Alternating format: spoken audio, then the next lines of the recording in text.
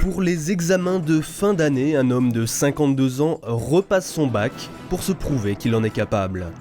Le lancer de nain redevient une compétition olympique, et puis le Club Med lance enfin sa formule tant attendue de tourisme sexuel équitable. C'est l'heure du Bilbo Zap, revivez les événements les plus marquants de l'actualité internationale.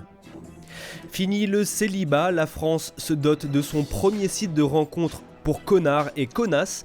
Il permettra aux personnes détestables, méchantes ou odieuses de se retrouver. Mais le site a été victime de son succès. Les serveurs ont pris feu seulement 1 heure après l'ouverture des inscriptions. Plus de 20 millions d'internautes auraient essayé de se connecter dès la mise en ligne du site. Son fondateur, un jeune salopard plein d'avenir, nous raconte les débuts houleux de ce service.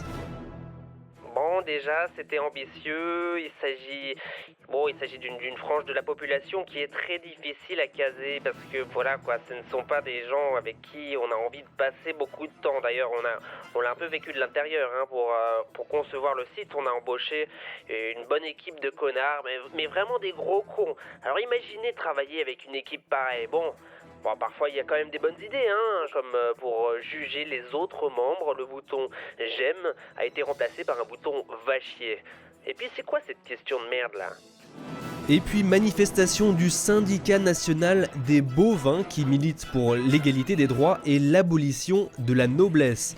Les privilèges dont jouissent les dernières grandes familles de vaches, yaks ou zébus continuent de provoquer la jalousie chez les animaux d'élevage. Nous sommes allés enquêter dans un des derniers spas où ces ruminants nobles viennent se détendre.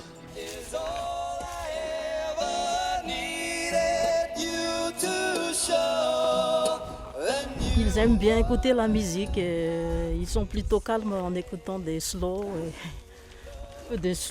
français et américains.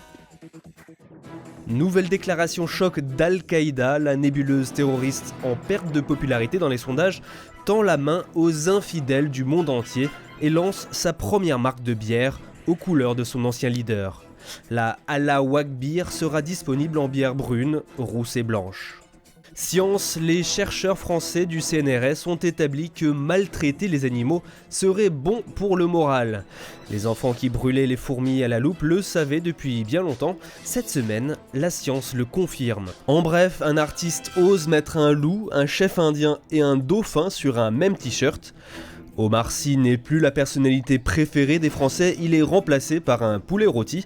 Et puis, omnipotent mais profondément déçu, Dieu décide de n'avoir jamais existé. Rendez-vous dans un futur pas trop lointain pour le prochain épisode du Bilbo Zap.